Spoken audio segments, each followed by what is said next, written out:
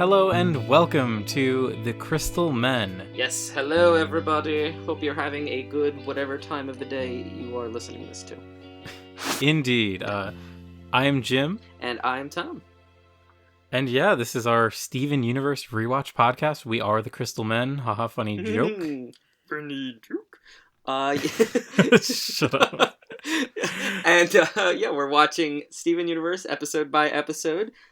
We are currently on episode 8 of the first season, or just episode 8 in total, which is the Serious Steven.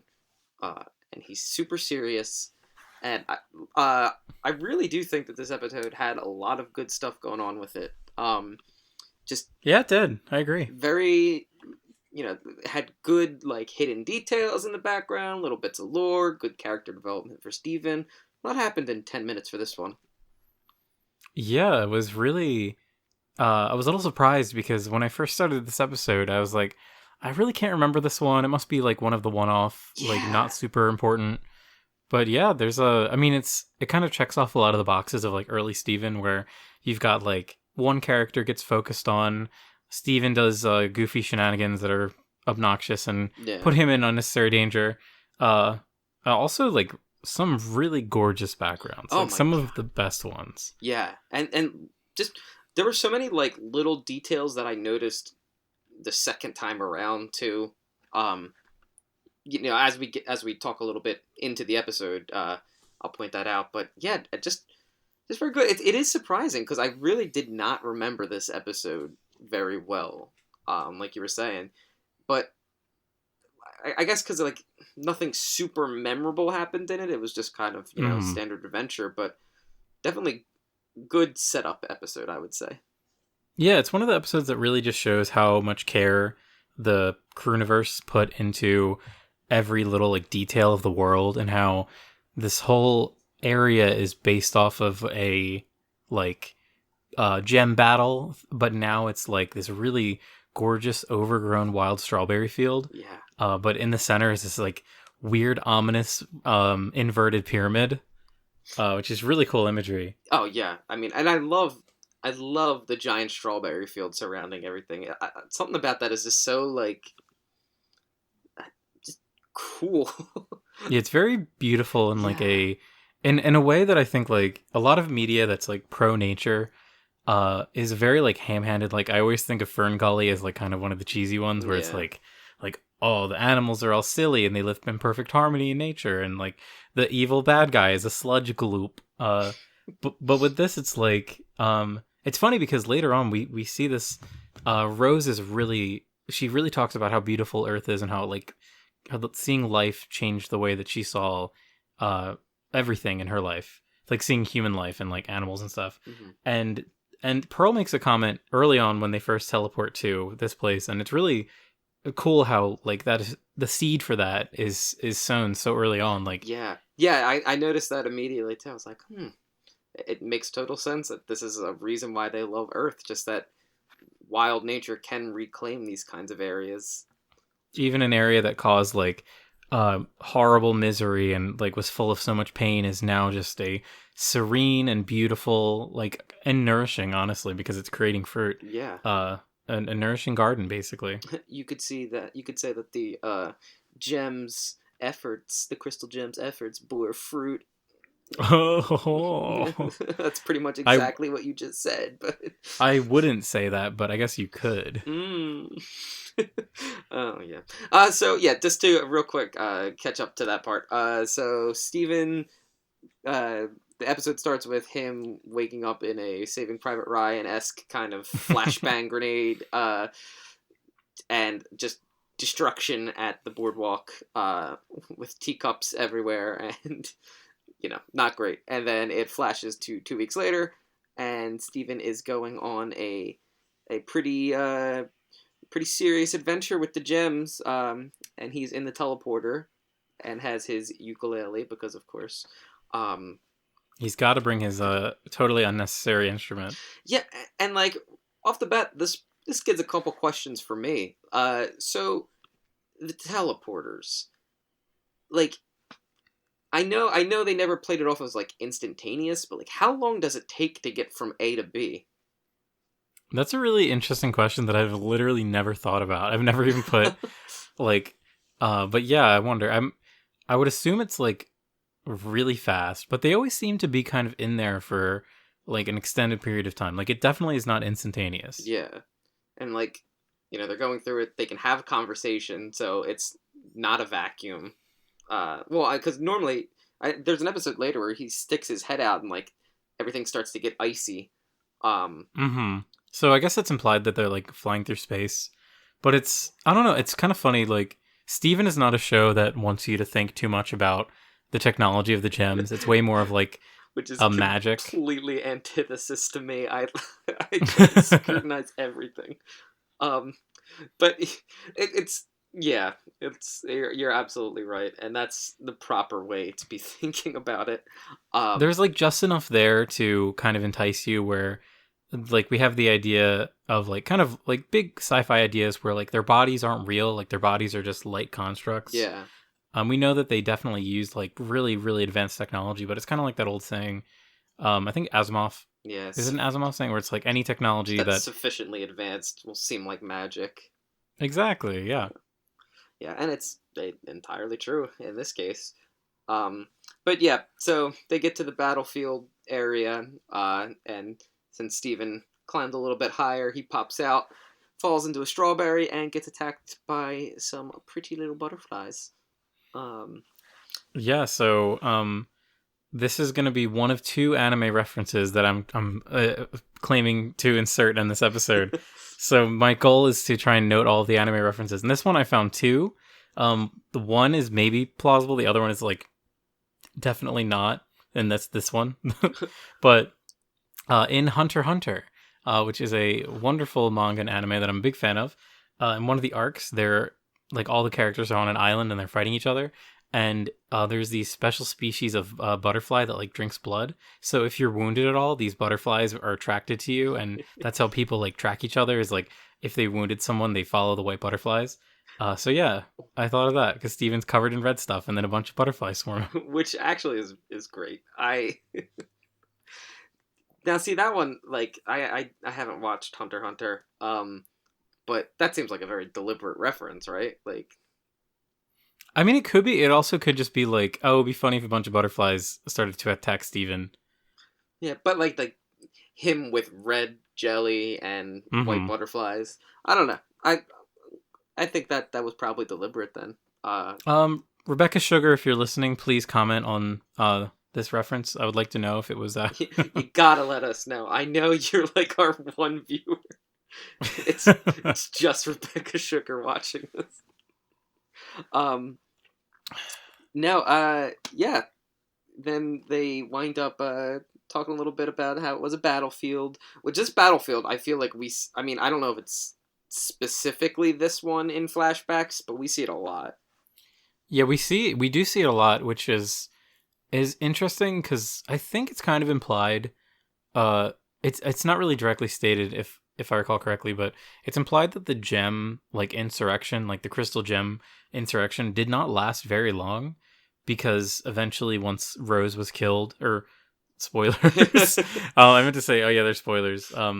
Once the diamonds think that Rose is killed, or Pink Diamond rather, they just go like full on like try and Yeah. destroy everything, and then our crystal gems, who would be like what Rose, Pearl, Garnet. Amethyst, and Bismuth, and then maybe others. Well, actually, I think at this point, spoilers. Bismuth is already bubbled.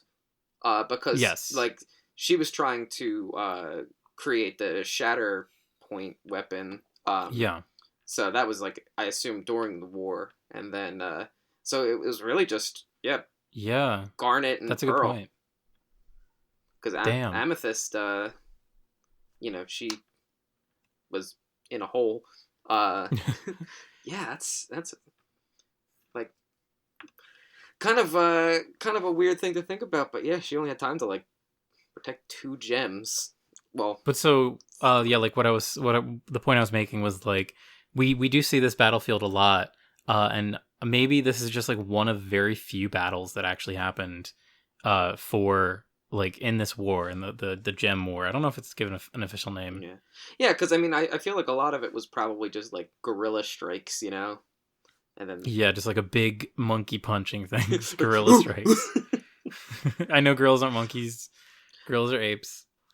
yeah. Sorry, I I just was had to call about out to the. go ape on you, Jimmy. No. Yeah, like I it makes sense that there was probably very few like conventional battlefields fought like that.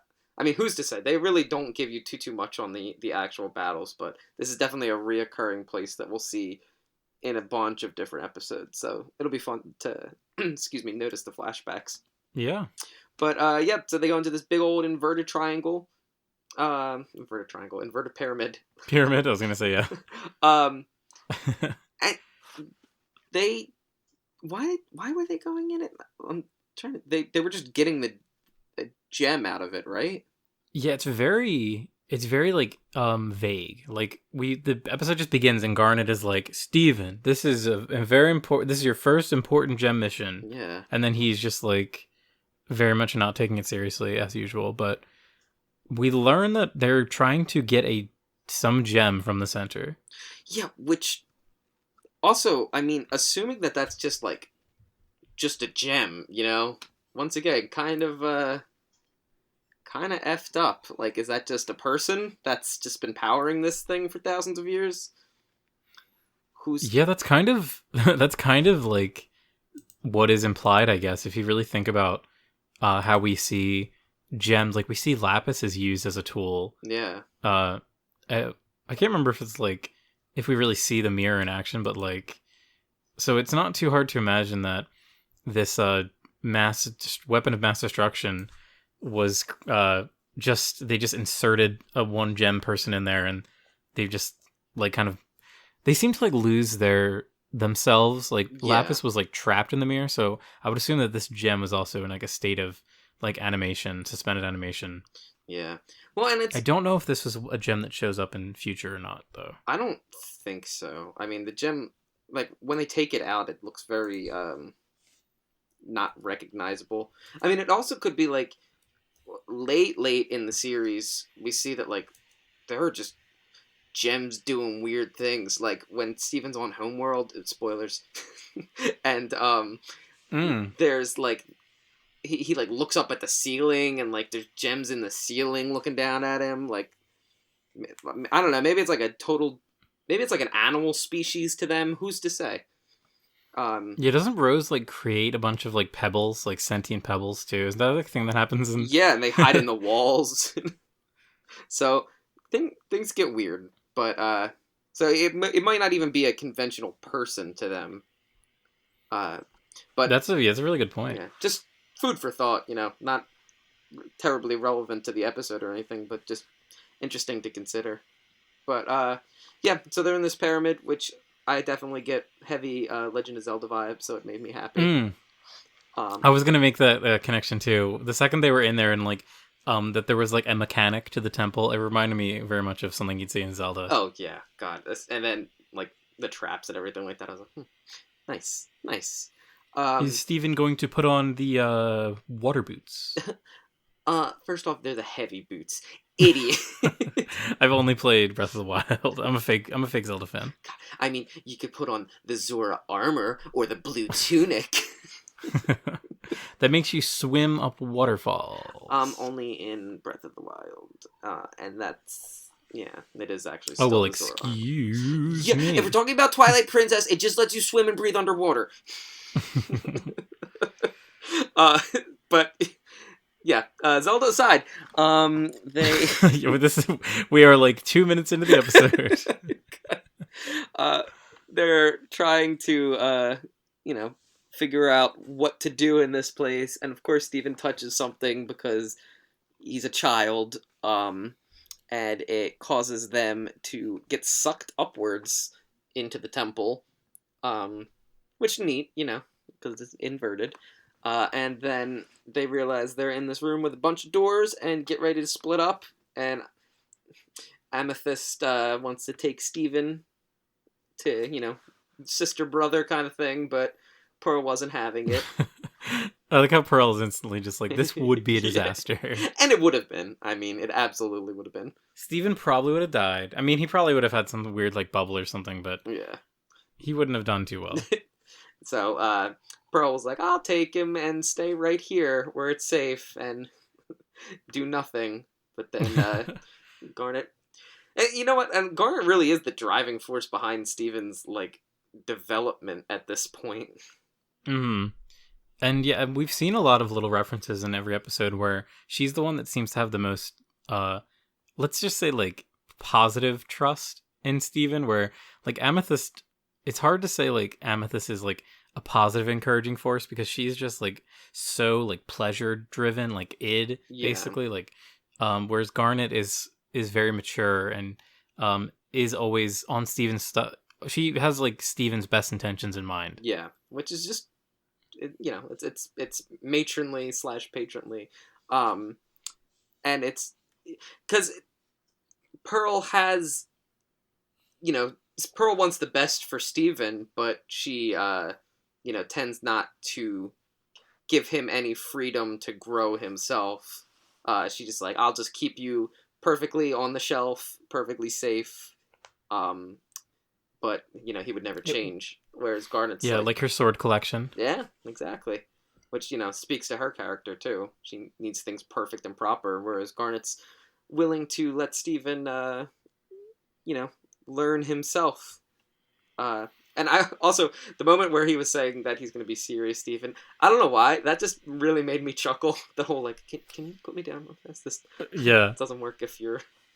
Yeah, that part is really funny, and it has like it feels like very uncharacteristic of a cartoon like this. It has like a very almost improv vibe to it. Yeah. That's...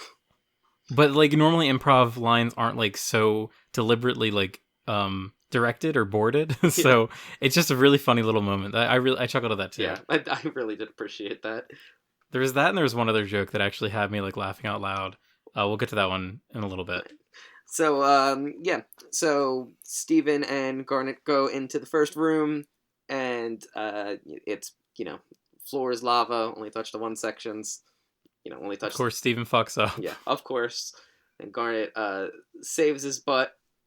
And at first he's like, this was really cool. Just kidding. But like the second room, things are getting a little bit more dangerous.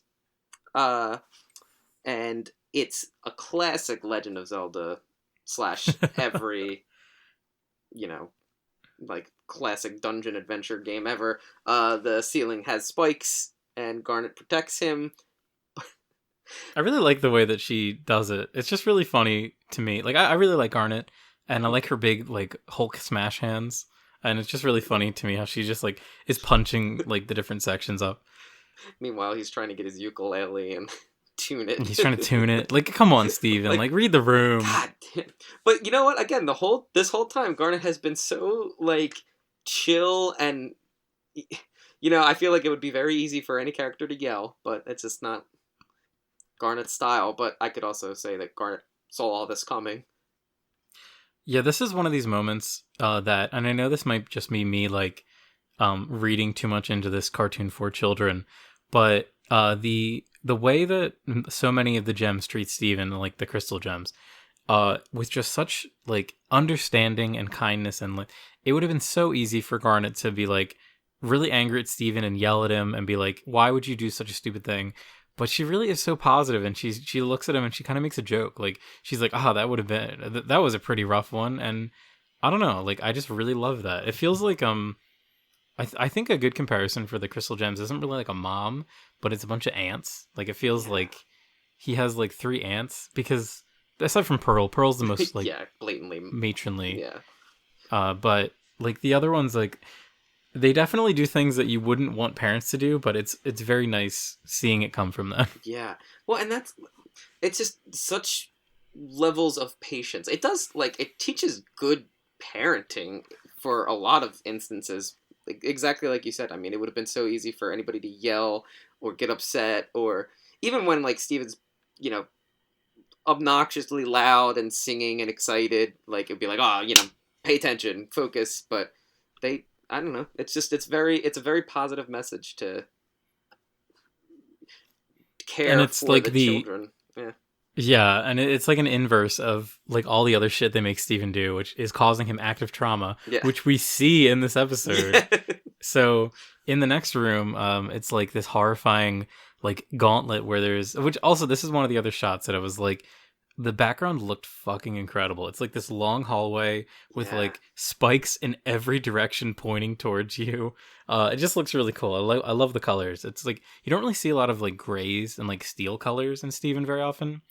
Because it's much more earthy Yeah. tones. Earthy slash Uh, a couple of pastels, you know. yeah. But so that looked really cool. And then Steven has like a fucking like blackout. Like Steven actually blacks out and experiences a moment that gave him trauma. Like I couldn't believe how early in the series Steven has PTSD. Like Oh my God, episode 8. But yeah, and I mean, it flashes back to him effing up the teacup ride at the boardwalk because he needed to get off of it because he was feeling nauseous. So he jumps off of it. classic Steven Yeah. choice, just jumps off the ride. And everything flies off because he hits, what's his face? Mr. Smiley. Yeah, Mr. Smiley. And Yeah. then he wakes up and they're out of they got past the room. But yeah, that is a straight up like traumatic blackout. Yeah, he's literally re-experiencing his trauma. Like that is what is happening in this scene. And of course it's kind of played for a joke, and like we also, the other funny bit that I really liked was we see all the gems in the teacups and Pearl has a teapot. Yes, and she's just like, I no, this misunderstood isn't the correct. point of this. That did make me laugh out loud too. Yeah, that's one of the reasons, like that is just why I love Pearl so much. Like Yeah. she has like some really, really funny gags.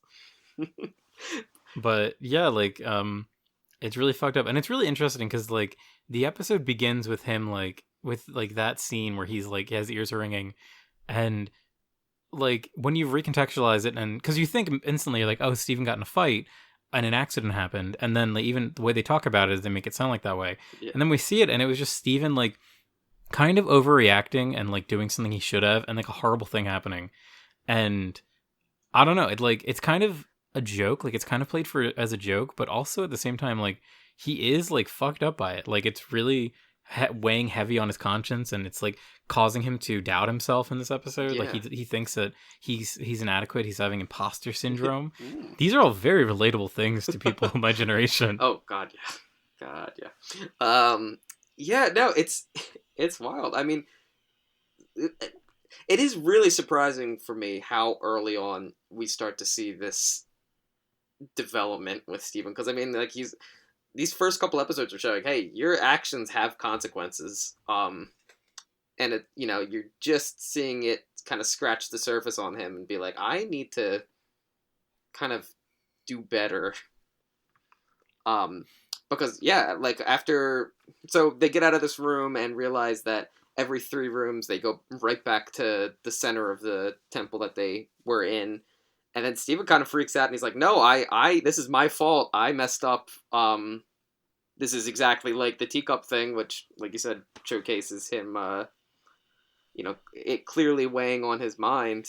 And he was blaming himself for everything that has happened this episode. Because he also is the one that like flipped the totem, the pyramid totem in the beginning that causes the temple to flip. Yeah. But then, you know, a nice moment, because while he's going through this, he realizes that the temple is just like the teacup ride, and he kind of solves the riddle of the temple where the gems were not able to. In that, which the riddle of the temple is Garnet punching the floor. Yeah, and that the temple is spinning, and that's why he's sick and off his game. But I kind of really like this moment too, because, you know, it showcases Steven's strength in the group in that, like, he could see a more roundabout view of things, you know, from that human side of him. I feel that the gems kind of struggle with in a lot of different circumstances. Like, Garnet's solution to this was just keep doing it over and over and over again. Yeah. And, you know, they just had no clue how to solve this. And I think that's just kind of their gem mentality of being not like stubbornly stuck in their ways, but it's difficult to change a perspective for a lot of gems until Steven kind of intervenes throughout the series. You'll see that, but like uh, he's able to solve it in just a couple seconds by thinking of the temple in a totally different way. Which we sorry, go ahead. Yeah, we've kind of talked about it in the past few episodes, where the climax of each episode kind of feels like it's about Steven realizing an emotion or coming to terms with something, like self-discovery. Yeah. And this kind of fits in that, I think, where like this whole thing, he has all this guilt about like all the destruction he caused with the whole teapot or teacup ride, whatever. And he's able, like, because that's like so weighing in his mind and he keeps like replaying that event, he's able to come up with the conclusion for this. So it doesn't really feel like an ass pull. Like, it doesn't feel like it comes out of nowhere. No, yeah. Which is kind of nice. And it's just very like, it's a nice little like 11-minute cartoon, kind of things tied up neatly in a bow. Like, everything's kind of working in unison. Yeah, which still always impresses me. I mean, like, for a lot of cartoons, but especially Steven Universe, just to be able to, like, I feel like I get a full episode's worth in this 11 minutes, you know? Yeah, I think it's very well paced. I've actually been recently plowing through Adventure Time because I just got Hulu and it's all on there, and I'm just like, oh, because I used to fucking love Adventure Time, and I still do. It's still incredible. But there's one episode, it just kind of reminded me, I just watched it, where the main character, Finn, goes into a dungeon, and there's like all a bunch of trials and stuff. So it's like, it's kind of like this, but not really. But in that episode, he goes through like so many different trials. There's so many like random characters that show up. It does not feel like 10 minutes. Like, there's, I don't know, there's a real way to like artificially stretch out the length of something by making it just like really snappy and like have things happening constantly. Yeah. And I think Steven's normally pretty good at it, but sometimes Steven's better at like the chill vibe and like making it feel longer because the vibe is just really calming. Oh, definitely. But just, when you compare it to shows that, the regular 30-minute time slot or like the hour time slot, like, sometimes I feel like as much happens in these 11 minutes for the progression of the show than a whole hour in, some live action show. I feel like a lot of shows just pad, and that always bothers me when there's unnecessary padding. Ooh. Yeah. It's just like trimming the fat away. So, I know I'm going to get a lot of hate for this. I cannot watch Naruto. Hey, me either. I'm not going to defend Naruto here. It's just like, I remember, because I tried. Like, I got through, the original, when they're younger, and then I tried to watch Shippuden, and like, I just feel like there'd be like 4 episodes where they're just doing the same thing and nothing has changed. Like, they were on a bridge, and like Orochimaru, I butchered that. Whatever. He shows up, and like they're getting ready to fight. Sorry, I'm going off a rant now. they're getting ready to fight, and they're talking, and then like you hear like the do music, and like, oh, it's so serious. And then like the episode ends, and the next episode happens, and they still don't fight in that episode. Oh my god, it kills me. Sorry. So I appreciate when a story can wrap up what it's trying to do quickly and concisely without needless filler, is what I'm trying to say. Yeah, it's kind of funny because when I first started, or like in the past when I was like watching through Steven through like the past 7 years when it was airing, Yeah. I was always like watching it as it came out, and I'd be like, oh my god, 11 minutes, like it's not enough. Like, I need to know more. I need to see more. Yeah. Even the not lore heavy episodes, I'm just like, oh, I want to see more Peridot. I love Peridot. Yeah. I only get the amount of Peridot that I get per week is so small. The PPW in my life, Peridot per week, is so little. But now that I'm like able to stretch it out and like we're not watching it like weekly because obviously we do a few of these at a time. Yeah. But being able to kind of like savor each episode and really just like, I don't know, let it like let the little details be there, notice them, chat about them. It's a really fun way to watch it. And the 11 minutes, you really appreciate how much they do cover in like such a short amount of time. Yeah, seriously. I mean, when I first watched it until the much later in the season, I was binge watching it. So like these early episodes kind of all mashed together for me. But Yeah. like going through it more so episode by episode now, like it really has given me a good appreciation for that. For cartoons in general, or just 11-minute shows in general, which I'm pretty sure is just mostly cartoons. Yeah, that's most cartoons nowadays. Yeah. But yeah. Yeah, so the Steven figures out the riddle to the temple, and Garnet Hulk smashes the ground a couple times, so they fall into like the central, central. Why can't I think of that word? Rotation. Yeah, what's that word? A rotating cylinder. Oh God. Cylindrical rotate tube, whatever. That's gonna kill me. The core of this temple. And Steven utilizes his teacup mishap to have Garnet throw him right at the gem in the center of everything,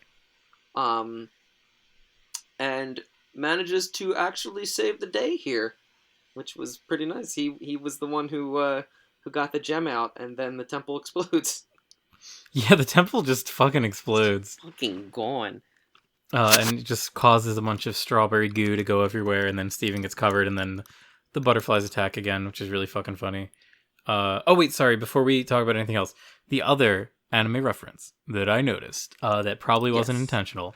So there's a scene when Steven's falling down and he's about to fall into the fire, Garnet, like, dashes towards him and grabs him, and then she jams her 2 feet right into the side of the wall, so she's stuck there. So this reminded me of a scene in part 1 of JoJo's Bizarre Adventure, where the main antagonist, Dio Brando, he is a vampire at this point, and the house is on fire. He's in a big mansion that's on fire, and he climbs up a wall by sticking his feet into the wall each step, and walks up the wall by burying his fucking he shoves his feet in like knee deep into this fucking thick wall and walks up the wall. So yeah, nice. Probably not intentional, but it made me think about it. Hell yeah. And Serious Steven Go made me think about another anime, Pokemon. Go. Pokemon Go to the polls. No, just a little Pokemon reference. I thought that was nice. I didn't even register, but hey, good one. We each get what we want out of it. I get JoJo, you get Pokemon. Sounds good to me. Basically the same anime. Oh, there is. Okay, so yeah, we wrapped the episode discussion up. One thing I wanted to spend a little time talking about is the art on the walls, the graffiti, yes, if you will. I guess graffiti is not the right word, but the murals, the mural. That's a better word. Also, centrifuge. I was thinking of centrifuge. Yes, that was gonna kill me. Sorry. It's really funny how I also couldn't come up with that word. Yeah, it just took me time. It took my brain to I don't know, centrifuge itself. The murals in the pyramid, straight off the bat, show White Diamond. So, I have a fan theory. Oh, okay. I think I'm going to go back and check right now. Just to scrub back at that part of the episode. I think it's supposed to be yellow. This is my fan theory. Really? Because the gem that Steven takes out is yellow. We see it glow and it shoots out yellowness everywhere. And so you can definitely make a case that it is White Diamond because it's white. I'm sorry, go ahead. So I think you're right, though. I think it is White Diamond, but my fan theory would be that it's actually yellow. I was just going off of the hair, actually, not even necessarily the color. Just like that spiky kind of Corona hairstyle. But now you're gonna make me scroll back to try to find it. Yeah, I feel like I need to look at a picture of yellow really quick. Hold on, I'm pausing it right at the moment. Okay. Because doesn't yellow also have a spiky hair? She has a singular front spike kind of hair, at least as far as I remember. But then It's really fun looking up pictures during things on a podcast. Okay, I think you are totally right. Yeah, I was misremembering what yellow looked like. This has definitely got to be White Diamond. Yeah. Which, I mean, I take it all back. No matter what Diamond is, it's still impressive that, like, they knew what the character was going to look like in episode 8. And, like, you don't see White Diamond until, geez, what, like, 4 episodes before the end of the series? I think so. Yeah, like, also, yeah, so, what is it?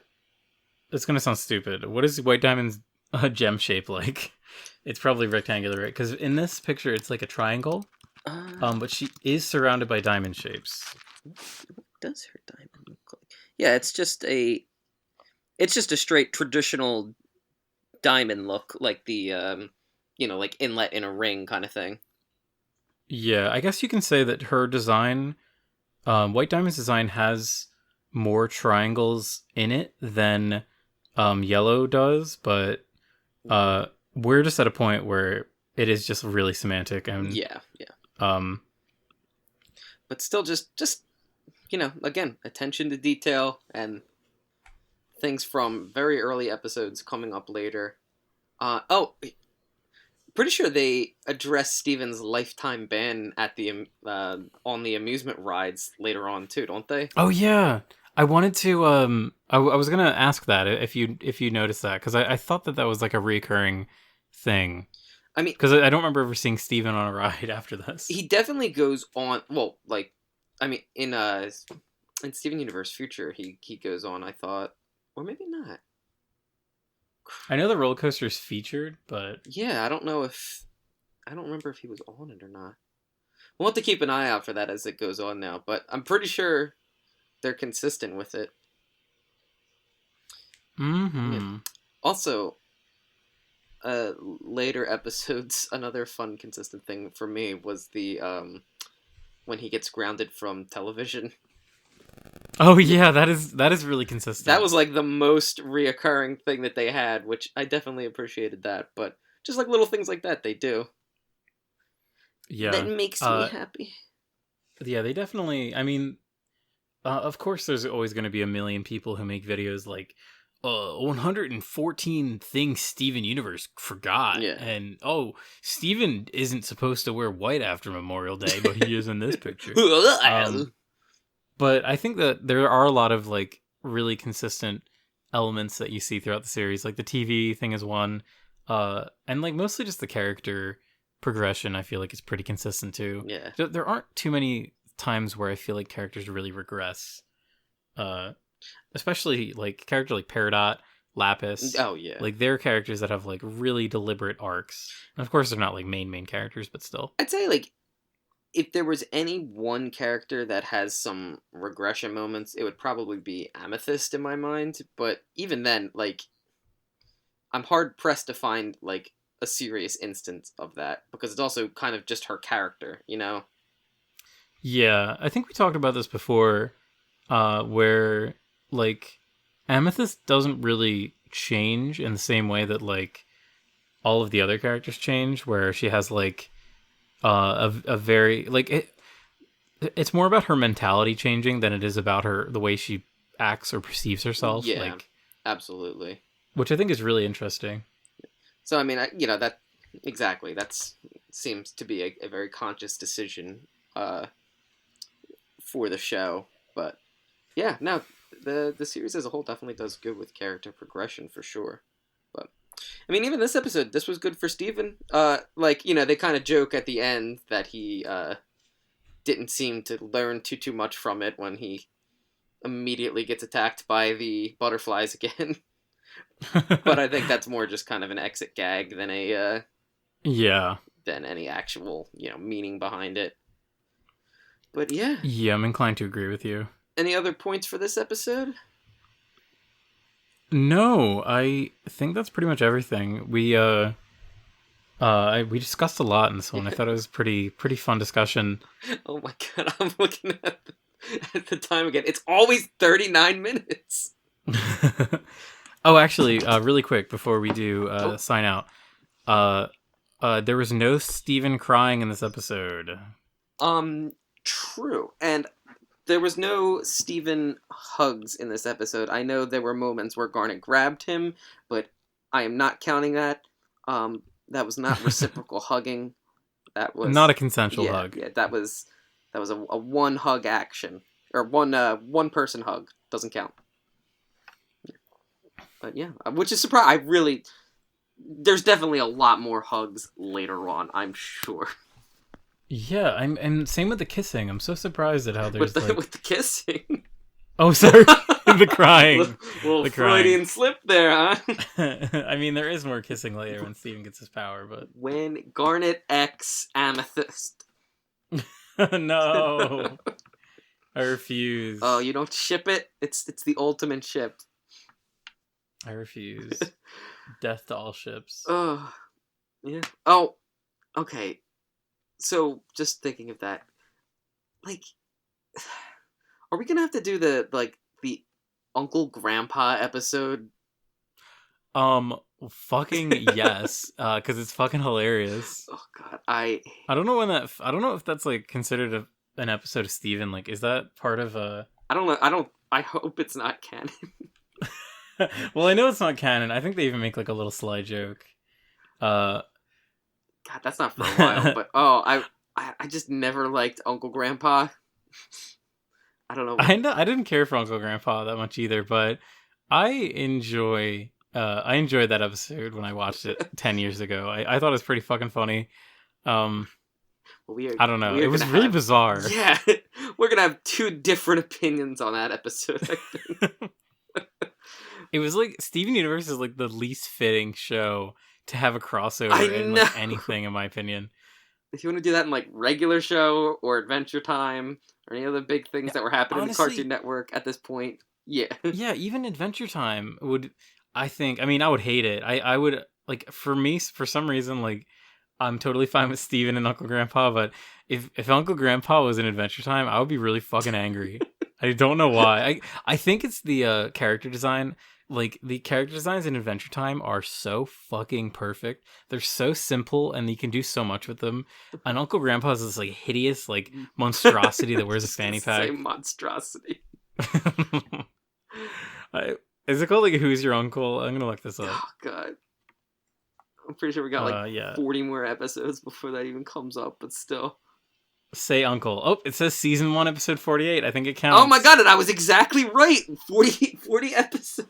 Oh my God, that's crazy. Holy crap. All right, well, stick around, everybody, because 40 episodes from now, we're going to go on 2 different diatribes. There's just, I'm looking at the pictures, and there's fucking Uncle Grandpa with rose quartz's hair, and it's, like, actually offensive to me. Like, I don't like this image. Oh, God. Oh, I'm going to have to look this up now, too. All right. Yeah, well, I think we should wrap it up at this point. Yeah, because as fun as it is as listening to me look up images, yeah. Because I sure ain't doing any additional editing. Oh, God. Oh, my God. That's foul. All right, guys. I hope you enjoyed. Yeah, Jimmy, I'll let you do the outro because I'm still not good at it. Yes, thank you so much, everyone, for listening to us. Next week, we will be talking about... Oh, fuck. I should have looked it up. Next week's episode, hold on, I got it, is Tiger Millionaire. Oh, hell yeah, I'm so excited. Yeah, that one's going to be fun. I love Tiger Millionaire. It's okay, not to go on too much of a tangent, but Tiger Millionaire also does the thing where, like, the title is, like, the meme. This episode does it too, where it's like they say Serious Steven a lot. Yeah. And we talked about this before with like Cheeseburger Backpack, and I think that's kind of funny how it's just like, it is just a theme of the show. Like, it's just a recurring theme that they do. Oh, God, yeah. All right. Please join us next week when we talk about Tiger Millionaire, which I have fond memories of. I'm very excited. Yeah, this is just a fun episode next episode, so... I just love the way Steven looks as Tiger Millionaire. He's so fucking cute. He really is. With his slick back hair and his stupid, like, tiger mask. Oh, God. All right, we will talk about that then, though. We will talk... God, we will talk about that then, though. A lot of alliteration. Yeah, until next time, you can watch us on YouTube or Spotify or Twitter. Not watch, listen.